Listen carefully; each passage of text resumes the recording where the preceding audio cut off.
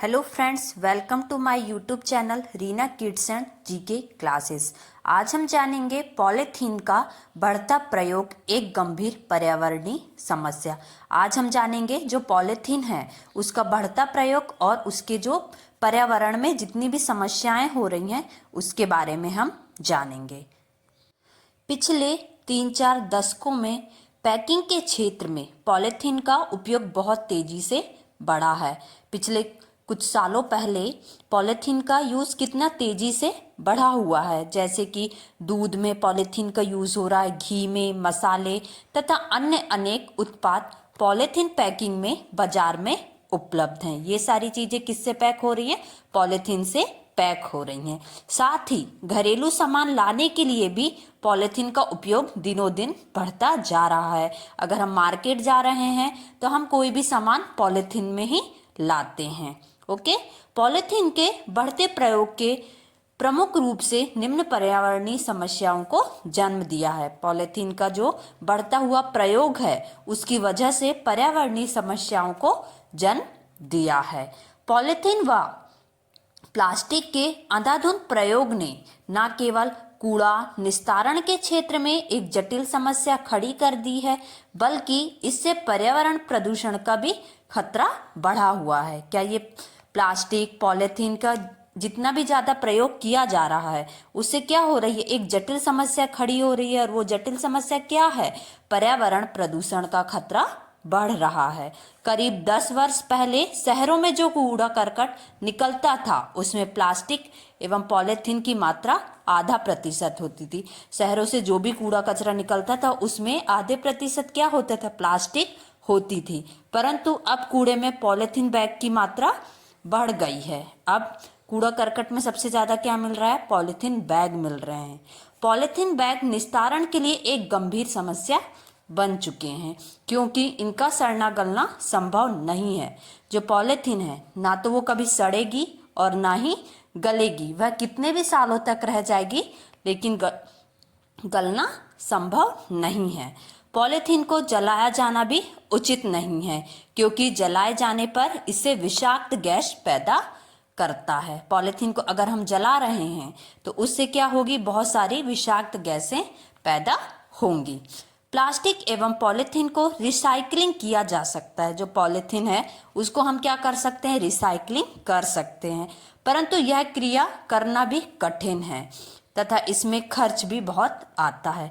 अगर हम प्लास्टिक को रिसाइकलिंग करने का भी सोचें तो उसमें क्या है? खर्च बहुत ज़्यादा आता है और प्रदूषण भी बढ़ता है। जर्मनी के पर्यावरण वैज्ञानिकों के अनुसार यदि 50,000 पॉलीथीन बैग तैयार किए जाते हैं तो 17 किलो सल्फर डाइऑक्साइड गैस वायुमंडल को प्राप्त होती है। जर्मन के एक साइंटिस्ट ने बताया कि 50,000 पॉलीथीन बैग तैयार किए जाते हैं तो 17 किलो सल्फर डाइऑक्साइड गैस वायुमंडल को प्राप्त होती है तथा कार्बन मोनोऑक्साइड, नाइट्रोजन और हाइड्रोजन का वायुमंडल में निष्कासन होता है और पानी में कुछ जहरीले पदार्थ आकर मिलते हैं। क्या होता है? पानी में भी कुछ जहरीले पदार्थ आकर मिल जाते हैं। इसी प्रकार जब फाइबर बनाए जाते हैं तो उसमें कम से कम 13 किलो नाइट्रोजन ऑक्साइड और 12 किलो सल्फर डाइऑक्साइड निकलती है। इससे पेड़ पौधों एवं फलों को नुकसान पहुंचता है। इससे क्या होता है? जो पेड़ पौधे, एनवायरमेंट है, पर्यावरण है, इसे क्या होता है? नुकसान होता है।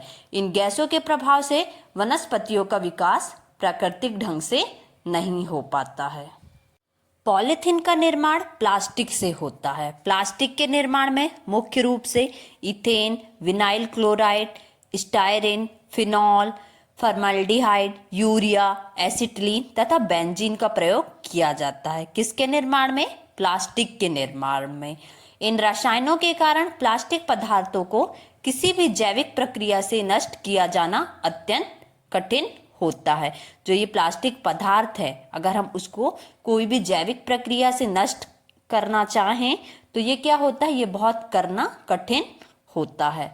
प्लास्टिक या पॉलीथीन को जमीन में दबाने और पानी में बहाने से भी रसायन का प्रभाव समाप्त नहीं होता है, बल्कि रसायन के तत्व वायुमंडल में घुलकर उसे प्रदूषित करते हैं। प्लास्टिक और पॉलीथीन को जमीन में दबाने से गर्मी पाकर ये रसायन जहरीली गैसें पैदा करता है, जो जमीन के अंदर की गर्मी पाकर विस्फोट भी कर सकती है। अगर हम प्लास्टिक को जमीन में दबाने की भी कोशिश करें तो उससे क्या होता है, गर्मी के कारण उससे जहरीली गैसेस रिलीज होती हैं और जमीन के अंदर की गर्मी को पाकर क्या होता है, उसमें विस्फोट होने का भी डर रहता है। मानवीय स्वास्थ्य के लिए भी इनका प्रयोग हानिकारक है। जो मानवीय स्वास्थ्य है उसके लिए भी इनका प्रयोग क्या है, हानिकारक है। नगर के जिन क्षेत्रों में कूड़ा करकट डाला जाता है वहां का बहुत बड़ा भाग विषाक्त गैसों के प्रभाव में रहता है। गर्मी के दिनों में प्लास्टिक पदार्थ की विषाक्तता बढ़ जाती है। जैसे जैसे गर्मी बढ़ती है प्लास्टिक पदार्थ की विषाक्तता बढ़ जाती है।